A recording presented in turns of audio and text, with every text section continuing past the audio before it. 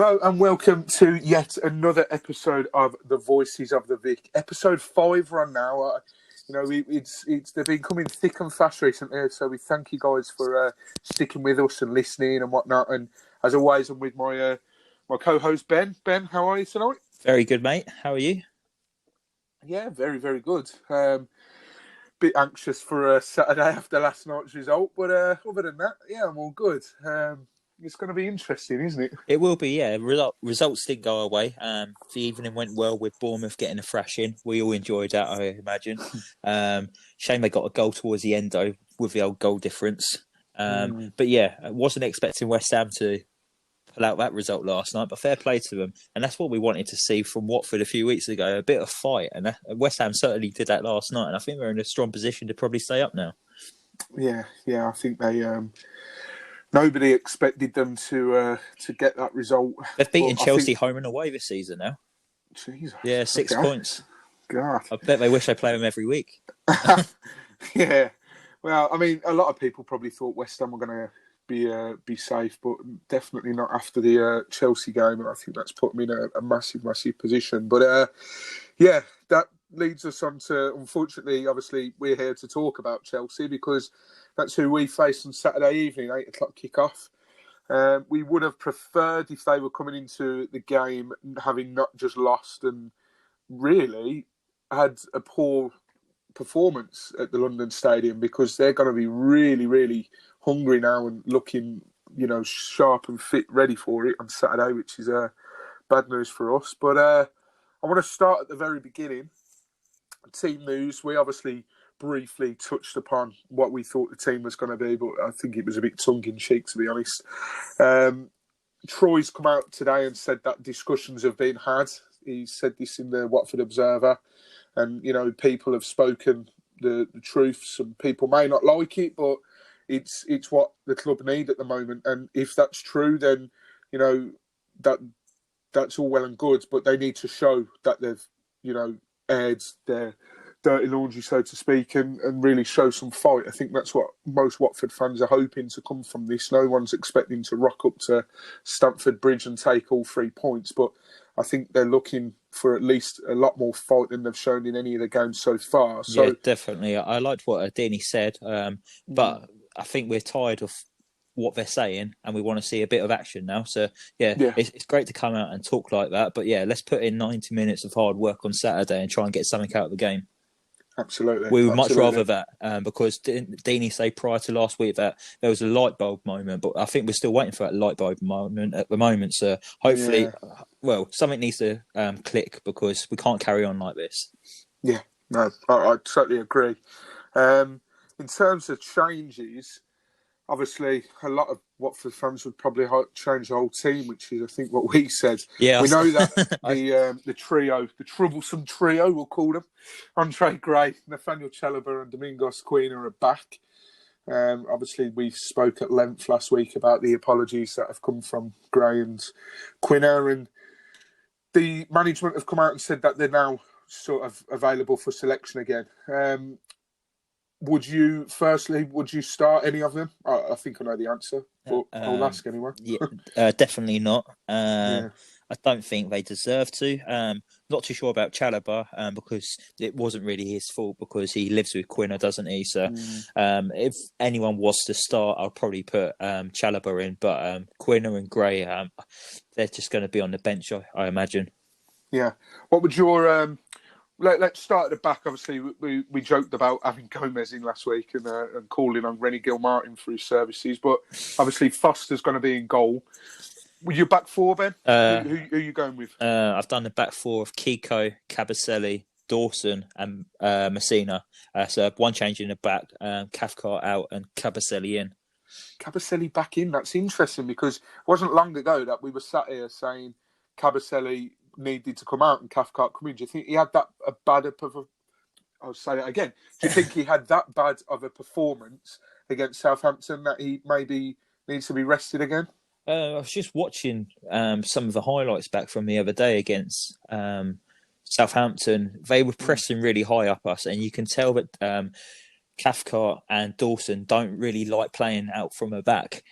So And Cabaselli's a bit more comfortable with his ball at his feet, so that's the only reason I've brought him back in. I think we probably need someone who can play with a ball from the back, and that's going to be Cabaselli.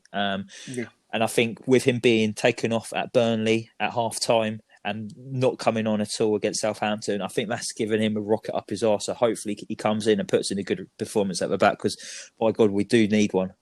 Yeah, definitely.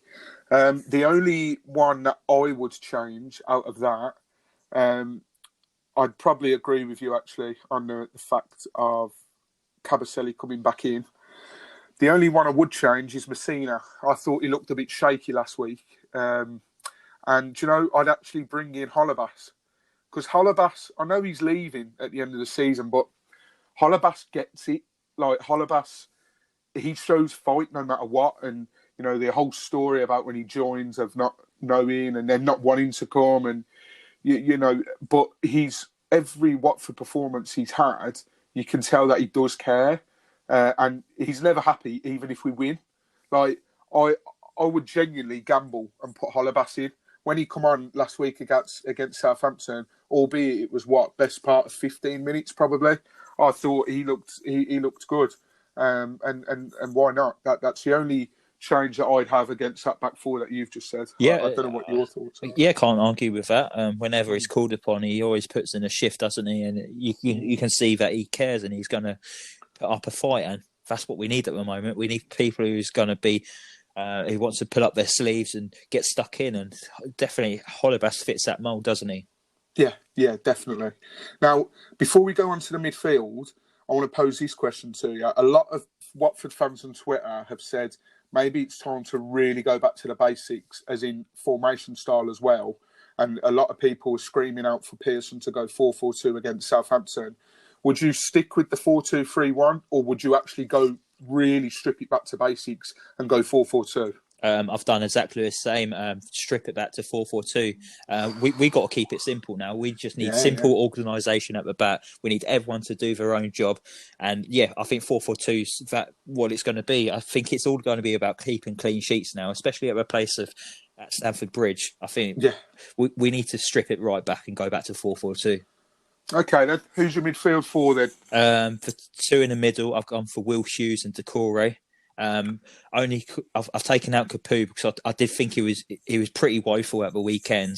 He's shattered as well, isn't he? Yeah, and he's shattered as well. So I think Chelsea's going to be a bit of a free hit, really. No one's going to expect us there to pick up points. So I'd rather maybe rest Capoue, keep him fit for the games after, and so Hughes and Decore in the middle. And keep the goal difference down. Yes, I think that's what you've got to do. And I think Hughes and Decore could do a job. On the wings, on the right, I've done Sarr. I wasn't going to take him out. And on the left, I've gone for Pedro, actually. Oh, okay. Yeah. That's interesting. I think a lot of people will agree with you, but that's interesting. What's your thoughts behind that? Well, I liked his work rate when he came on at the weekend. It looks like he was tracking back as well. So I think he could give some defensive cover for Messina as well. And then obviously the boy's talented. So when he gets forward, we've seen that he whipped in a good cross in the pre-season friendly against Brentford, where he scored from. So I think he could be quite vital. And it could be nice to actually see two wingers with a bit of pace. Because I think when we're playing Chelsea at the weekend, it's going to be Chelsea are just going to go full attack on us, aren't they? We're going to be sitting in deep, so we're going to be looking to hit them on the counter with Sarr's pace and possibly Pedro's pace. I think we could get at them because Chelsea did not look comfortable last night, and West Ham for their third goal last night, they caught them on the counter, and I can imagine we could do that with Sarr and Pedro. Yeah, no, I'm in complete agreement with you in the middle two. I would rest Capoue as well because he looks absolutely shattered, and last week wasn't his best game. So I'd go Hughes and Decore as well. Obviously, Decore, we usually seen him in that sort of advanced role, pushing up with Troy, but I think we strip him right back now to CDM. And then on the wing, I think I'd love to see Pedro, but as this is a predicted lineup and not a lineup I want to see, I do unfortunately. Well, I say unfortunately. I do think we're going to see Roberto Pereira start again on that left-hand side on the wing. And then it's a no-brainer. You're not taking Sarr out because even if Pereira and Sarr switch like they do, they're going up against Alonso. Alonso's on his last legs now. Yeah. Alonso, and is it Azpilicueta as well that plays on the as fullback for them as well? Yeah. So, not the fastest of players. Yeah, he's a tough tackler and he's a good player, but going up against two, not quick fullbacks really, really could look to exploit those down the wing. So, yeah, and then the two up top, I'm going to guess that you're going to say Troy and Danny Welbeck. Is that right? Yeah, that's right. Yeah. I think there was no way I was going to put Andre Gray in the team. I think Welbeck's, he looks bang up for it. When he's looking fitter and fitter, the more I see of him. And it's going to click for him soon. And he just needs that one goal. And I think he'll be...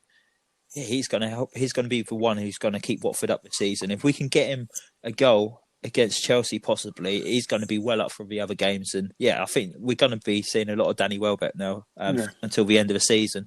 And I hope the partnership works quite well with Deeney, but fingers crossed anyway. Yeah. Well, it's interesting you say that about Danny Welbeck, because if he did get a goal against Chelsea, having played for Arsenal for all those years, and then Man United, that sort of rivalry that they have, that could give him the confidence boost that he's looking for, especially coming back from a long-term injury. So let's hope, fingers crossed. One thing I did want to touch on, which very, very handily I did actually stumble across on Twitter before we started recording, was somebody mentioning maybe putting Troy and Andre up top together, like when Javi did, when he went 4-4-2 on several occasions, and it did work. Do you think that Gray, it's a different Gray to the Gray that was last season that would come on and get us those vital goals? Do you think it's maybe wouldn't work as well this time round, or as long as we've played to Graves' strengths, and he would have that big man of Deeney up top. But if Andre Gray started with Troy Deeney, then obviously I'll take Pedro out and I'll put probably Welbeck on the left. So it'd be quite exciting to see how them three actually do, because I imagine when we're attacking, they could end up with. We could change the formation and have three up top, and then we're defending, go back to that flat 4-4-2. But I don't know. I wouldn't really reward Andre Gray with what he's done to put him in against Chelsea. Yeah. I can see where they're coming from, the other fans who are saying about it. But yeah, no. Oh, yeah. Absolutely. Possibly take Welbeck off the last half an hour or something and put Gray on up top with Deeney. But yeah, no, he doesn't come anywhere near his starting 11. In my eyes. No, I'm in complete agreement. It's just when I stumbled upon it, I thought, oh, okay, that might be something you can have they not seen the news this week? Yeah. Been living under a rock. Yeah, exactly. I should have tweeted them back saying, do you know what's going on? Listen to our last episode to find out. In terms of Chelsea's team moves, there wasn't much, unfortunately, Watford fans, that I could pick up, to be honest. A lot of my notes had to be changed just before we recorded this, because we were originally going to record on the night of the Chelsea game, but now we're recording on the Thursday. So Christian Pulisic picked up a knock. He picked up a calf injury in the game against Leicester in the FA Cup. And he's scored 2 in his last 4 games now because of last night, and 7 for the season. But he did play against West Ham last night, so I'd imagine that he'll be playing against us on Saturday. He looks dangerous as well, doesn't he? Yeah. Very dangerous, yeah. It looked like it took him a few games to settle in at Chelsea, but he's settled right in now, and he looks dangerous. To be honest, I didn't really hear much of him before until he came over to Chelsea. But my God, he looks frightening when he runs at defenders, and he's not afraid to shoot from distance either. He's not, and as we saw last week, that could be a problem. But so unfortunately, it looks like he'll be playing. Andreas Christensen was another one. He actually missed the Leicester game due to a hip injury, but he comes straight back into the side last night, and I believe he's played every Premier League game since the restart. So he's another one that's looked good. And I would imagine that he would partner Rudiger at the back. He looked awful last night. I reckon Troy can really bully him at the weekend. I really hope so. But again, I do also hope that he can. And Watford did watch last night, and we thought, okay, there's defensive frailties if we press them enough. But for goodness sake, I hope that doesn't mean that we're going to hoof it long again like we did Yeah. last week and the week before, because it's just not going to work. I don't mind a long ball, but just mix it up. Yeah. That was our only plan last week. Well, for the last few weeks, it's just been long ball, long ball, long ball. If you mix it up, then I don't have an issue with it. It's just we're too predictable at the moment. I think we've looked good as well when we've knocked it about on the floor, and we created half chances against Southampton, and we know that we can play on the floor. We've done it ever since the Pozzos have come in. We've always had that sort of element of play. I remember under Zola and whatnot, Gracia and Mazzari. So we know that we can do it. We've got the players to do it as well. But yeah, for goodness sake, not against these.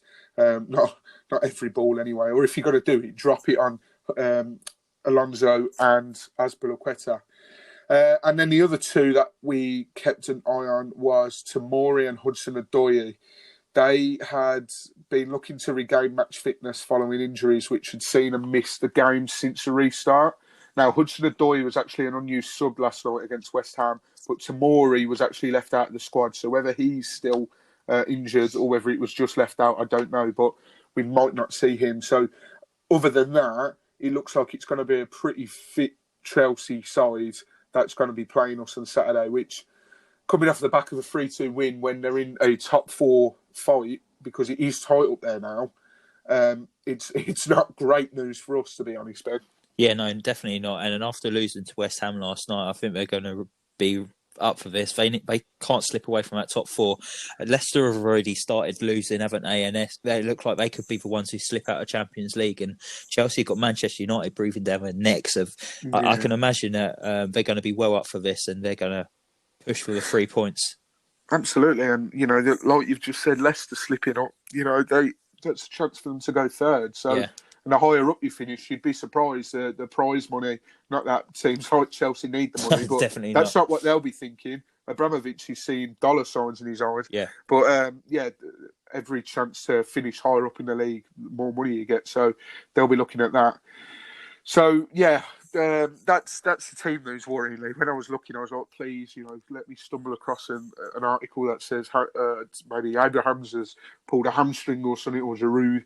But unfortunately, Watford fans, that wasn't to be. And it does worry me a bit, because as we know on this show, we do love a stat, and you're looking through the stats and you're just looking for a slight glimmer of hope. Maybe Watford's record against Chelsea's half decent, but it doesn't look great. I mean, Chelsea themselves have lost 2 games in the last 10 competitions, and those defeats were to Bayern Munich in the Champions League back in February, and then the second one coming last night. Another stat that I had to change.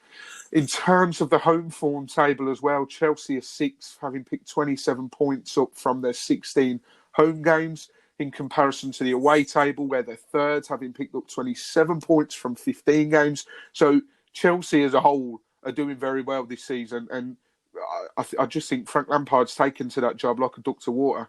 I think he had a bit of a wobbly start, but ever since they've come back, they've looked really, really sharp and dangerous, and it is worrying.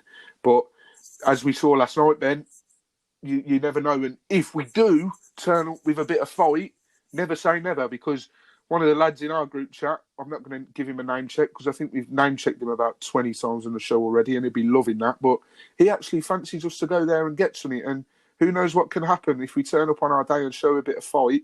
Chelsea are still a bit wobbly from last night. You just never know, do you? No, definitely not. Honestly, it all depends what's gone on at training this week. If they all have had these hard discussions and got everything out on the table, that's great to say it, but you need to start doing the talking on the pitch. And I really hope they go back to the 4-4-2 and try and keep it simple and just be organised at the back and try and catch them on the counter. And we can get something at Chelsea. We've done it before. When the year we got promoted in 2015, we got a 2-2 draw at their place with Igala and Deeney being the goal scorers. So it can be done. It can. And let's just hope that they're still a bit shaky and maybe even going a bit of a wobble themselves. But we need them points more than them, I'd argue. But yeah, so they obviously, we talked, they'll want 4th, to secure the Champions League places. And as you've rightly pointed out, they've got a lot of teams breathing down the neck. I think as we record, I think Sheffield United have absolutely walloped Tottenham 3-0, I think. Oh, wow. So, Yeah, they're pushing themselves closer to a top four finish. We don't know what's going to go on in the respect of the Champions League places, but they'll want top four regardless. They won't want to take any chances. In terms of top scorers, Tammy Abraham's on 13, Willian after last night is on 8, and then Christian Pulisic is on 7. And then it comes to their head-to-head stats. So this is where it looks a bit bleak for Watford fans. There's always a goal or two in our games as well from memory and from looking up on the head-to-head stats. Chelsea have lost just one of their last 17 meetings against Watford in all competitions with an aggregate score of 43-15 to Chelsea.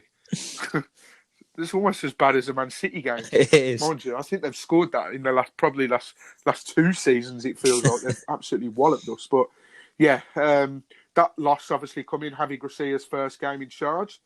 4-1 at the Vic, Deeney, Yanmat, Delafeu and Pereira.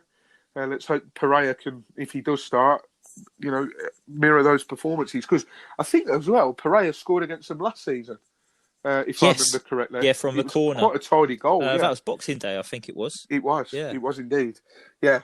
You have to set your watches back to the 21st of February 1981 to get Watford's last clean sheet. As we've talked about, we'll need all the clean sheets we can get, and as Ben's pointed out, maybe go back to basics to look at getting those clean sheets in the coming week. But 21st of Feb 1981. Malcolm Poskett was a goal scorer on that day. I have never heard of the bloke. You've probably heard of him more than me, Ben, but I've never heard of the bloke. But yeah, no, 1981, it's not good reading. And then Watford's last victory was a 5-1 win back in the 5th of May, 1986. If only we could turn up to Stamford Bridge and win 5-1 again. Brian Talbot with 2, David Bardsley with 2, and then Colin West with another goal. And then I've got in brackets as well, just a little shout out to Colin West, because I think he's actually the assistant manager at Northampton Town. So they had quite an emphatic win at Wembley the other day. So hopefully we can mirror that sort of performance and go out and beat Chelsea quite emphatically. And then alls will be forgotten about the relegation fight, because genuinely, on a side note here now, I do think this is going to be the lowest season, the lowest points tally for someone to stay up this season. And I'm thinking, is maybe one win going to be enough? Because I think West Ham are out of it now. I genuinely think West Ham they'll thrive off this. They've got some winnable games, favourable games as well.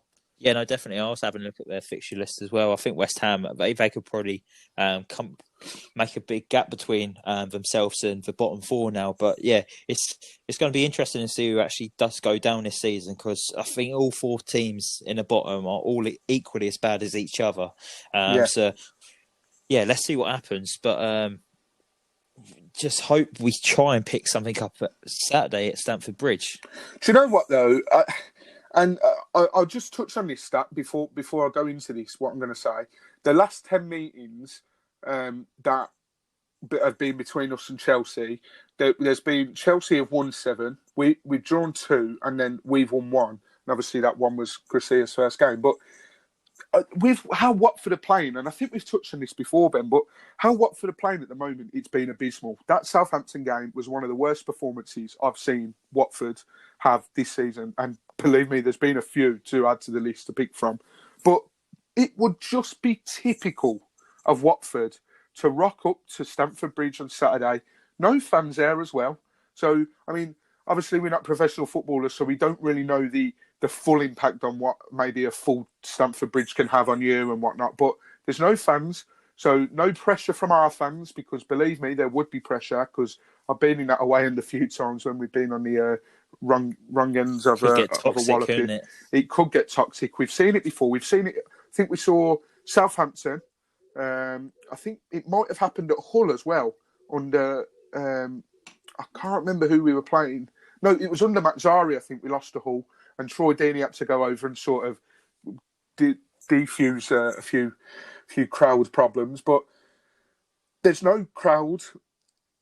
Hopefully what Troy has said, they will put into words, as actions do speak louder than words. And you just never know with this Watford side. It would genuinely be so typical. Do you not think, Ben, of Watford to rock up on Saturday? And even a point, that would be massive for us. Aston Villa got Liverpool. Now, there's rumours that Klopp's going to maybe blood in a few youngsters, but He's not going to completely change it up, and I'd be very, very surprised if Villa picks on it up there.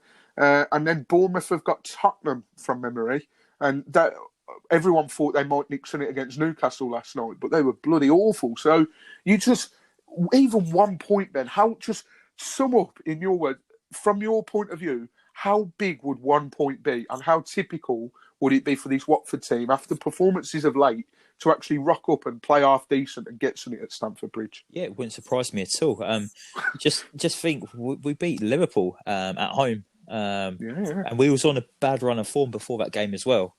I don't think we won since maybe January time, and then we managed. No one gave us any hope.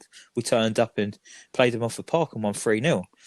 So it wouldn't surprise me if what has happened this week at training, and then they turn up and actually put in a performance this weekend. Or we, like we said on the last podcast, we don't mind if we get beat, but as long as you play with a bit of heart and fight, that's all we want. But if we get a point or something, we're going to be buzzing, aren't we? Yeah, 100%. And I think, look, to be realistic, obviously, with us being a Watford podcast, we want to be as enthusiastic as possible. We want to say, yeah, we're going to go and get a point here, or we're going to go and win here. But we do have to be real, and especially in the times that are going on at the moment at the club. But I just genuinely think, and I can't stress this enough, any Watford fan, we know this in the back of our minds is a free hit, because the teams around us have got tough games as well, and we've got a tough game. I think any Watford fan, you ask them, they will just want to see a much improved performance. If we go out, if we tune into Sky on 8 o'clock on Saturday and see the lads fight from the first whistle to the last whistle, and we get beat 2-3-0, I think we will come off the back of that and we will say in the next podcast, do you know what? Yeah, we lost 2-3-0. But we could have done without it, but we gave it a go. And that is just what we want to see. Because at the moment, Troy's comments, everything he's saying, it's the right thing to say, but it's not what you want to see. And it's so evident to see. I think I saw Watford have just launched this Hornets Hive thing, I think, with Emma Saunders, Richard Johnson, and Gifton Noel Williams was on. And Gifton made a brilliant point. We don't just want to see Captain Troy Deeney on there. We want to see 11 captains. We want to see how many on the subbench now? 9. So we want to see 20 captains. We want everyone to pull together. This is like, we've come close to a relegation scrap with Mazzari before, but it was really nothing. But this will show who actually wants to fight for the club badge. It always reminds me of the saying, play for the name on the front of the shirt and now remember the name on the back. And I think that is so true at the moment. Yeah, no, definitely. I 100% agree. And I think I said to you the other day that you could tell there was absolutely no leaders on the pitch last week, and it was embarrassing to watch. But if we strip it right back and go back to basics, and Pearson's got them geared up for this, we can do it. And I can see some leadership in some players. Like Foster, he's got leadership. Cabaselli cares about the club. You can see it with the way he interacts with fans and out on Twitter. Dawson is a hard centre back, so I class him as probably a bit of a leader as well. Chusey, he's been captain of Derby, so, and he's well up for it. Welbeck, would you say he's a bit of a leader? He's an experienced head. I was going to say he's very experienced. We've also got Tom Cleverley as well, and he's a bit of a leader as well. So we have got these players. It's just they just need to stop hiding. Yeah. But it shouldn't take a relegation battle for them to come out. But if there's any time to come out and really show your fight and leadership skills, it's now. We're right in the thick of it. And another thing I've seen a lot of Watford fans say is, the Championship's good away days anyway. It is good away days. It's a lot cheaper on your pockets. But believe me, if we go back down, we ain't coming back up as quick as some Watford fans think. I have spent most of my childhood supporting Watford throughout primary school in like Birmingham, where the majority of Birmingham City fans growing up were seeing Premiership football down at St Andrews. Obviously, Aston Villa were in Europe as well. So I've had to sort of go through this phase of supporting Watford, who we're happy if we finish 13th sort of thing in the Championship. We've got to the Premier League now. I don't want this to end. I'm sorry if that sounds like I'm being spoiled and whatnot, and beggars can't be choosers, but I don't want this to end. And I think some Watford fans are thinking, oh, yeah, we'll go down, but we got all these players coming back from loan and the Pozzos. It's not that easy. Look at some of the clubs that have gone down. You know, Bolton, I'm not saying for 1 minute we're in the same boat as Bolton, but Bolton Wanderers just been relegated to League Two. We saw Wolverhampton Wanderers went down to League One and now they've come back up. So I just genuinely think going down will be horrendous for us, and I'd be absolutely gutted, especially if it's Aston Villa that stay up at our expense. I would not hear the end of that. But yeah, the overall meetings don't look great for us as well. Overall, is Chelsea have won 20. Watford have drawn. Watford have drawn 6. We've both drawn 6, and then Watford have won 10. That's dating back to 1970, and then yay, Kevin Friend is the referee. Oh, Great. Friend! Kevin Friend's referee. He's refereed us on one occasion this season, a game that I want to forget as well, which was a 1-1 draw away at Brighton, which we threw away. Adrian Mariappa scoring that unfortunate own goal, and then VAR ref is Graham Scott. So yeah, that's about it. I think that we can say for Chelsea at the moment. Not the longest podcast in the world, which we're glad, because we do appreciate everyone listening so far, and a couple of the podcasts have been a little bit longer than we would have hoped. But yeah, I think that's probably summed up about as much as we can with the Chelsea game. I think a lot of it now is just we're sitting ducks. Like, it's Thursday evening and I'm nervous already. So yeah, and we're not playing till late Saturday evening as well, so it makes it even worse. Yeah. But the good thing is, on that front, I don't know when Bournemouth are playing, but I know Aston Villa are playing on the Sunday, so we're playing before them. So it's not as if we've got to wait for Villa to play first and then they possibly do something. Bournemouth or are playing Bournemouth at 3:00 on Saturday. Yeah, away to Manchester United. Man United, I thought it was Tottenham. So there we go. That sums up my research skills, ladies and gents.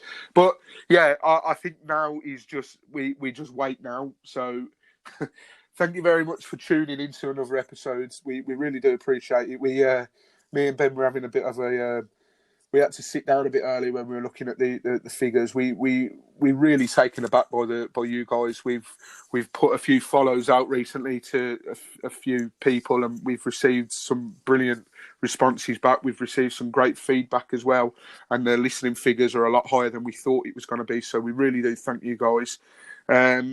We hope that you can sit and watch the Chelsea game in as much sort of peace and calm as possible. It is a little bit of a free hit, but as we've touched on many a times, a lot of us will just be happy if we go out and show a bit of fight. But I think that's as much as we can touch on, Ben. I think it's time to keep ourselves preoccupied now till 8:00 on Saturday. I don't know what you've got planned for this weekend. Yeah, definitely. I think it's time to go to the supermarkets, get some beers or ciders, whatever you want, fill up the fridge, because we might need it Saturday night watching it, or we might be celebrating at the end of a match with a few shots or something. But yeah, fingers crossed anyway. Not much planned Saturday though, just a haircut. So yeah, I'm absolutely buzzing, mate. No pun intended. Yeah, no, it's as things slowly go back to normality with the lockdown, we hope that things can slowly go back to normality with the Watford performances before the lockdown, where Nigel Pearson took us on a bit of a run and sort of give us hope, the hope that we talk of now of avoiding relegation, because before him we were in the right shit, to put it bluntly. Apologies there for any young listeners. But yeah, no, we thank you very much, guys, for your continuation and your support. Stay tuned. As always, we're hopefully going to have a few more giveaways in a couple of weeks, so keep your eyes peeled on that. And yeah, we really do appreciate it. Don't forget, once this episode goes out, give the tweet a like and a retweet. Tell your Watford fans that haven't already seen it. Tell their friends. Pass the pod as much as we can, and we really do appreciate the listeners and the support. So thank you very much for tuning into episode 5, and we do hope that you continue to stay safe. And hopefully, when we speak to you next, it'll be because we've beaten Chelsea 5-1, and we'll be wishing away the bottom 3, and we can start to look up. So fingers crossed. But till then, come on, you Horns, and hopefully 3 points on Saturday.